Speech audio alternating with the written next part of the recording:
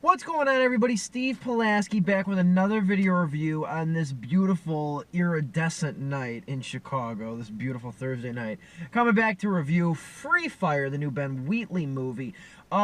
I feel like I've been waiting for this movie to come out forever. I don't know if it was delayed. I don't think it was. I don't know if it was the delayed or it was just they've just been advertising it for a while. I remember seeing trailers for this like back in September and August. I don't know why. I just like feel like I've been waiting for this movie to come out for a while now. But anyway, there's not a ton to say about this film. I'm gonna have a hard time really reviewing this or giving you a worthwhile video review. I think there's not a lot to say about it. Basically revolves around two members of like the IRA, the Irish Republican Army, I believe. I think that's what it's called, at least.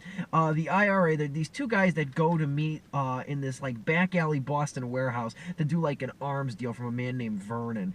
And what winds up happening is the deal's about to go good, and then one of the IRA members mentions that he got beat up the night before by this woman that he sexually abused, and it turns out to be one of the arms dealer's sisters, I believe, a sister or cousin. So what winds up happening then is a shootout occurs because the two have beef with one another. Then the guy with the sister winds up taking a shot at the guy from the IRA. So then it devolves in like this whole every man for himself, cat and mouse kind of shootout in this very dilapidated warehouse.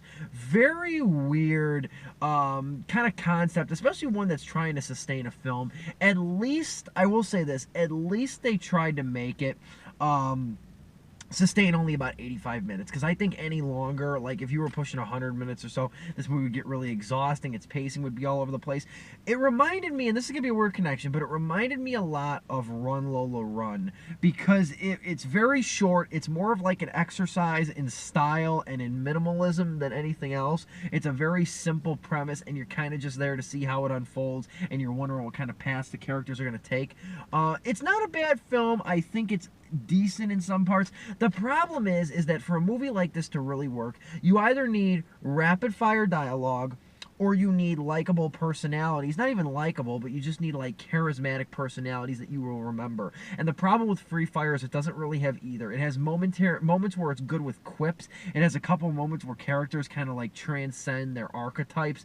Steve-O, who's the junkie, that's the one junkie I was talking about for the IRA, he's pretty funny. But overall, there's not a lot of good characters here. Brie Larson shows up too. She doesn't do a whole lot, you know what I mean, in the film, especially given, you know, the way that you expect her to.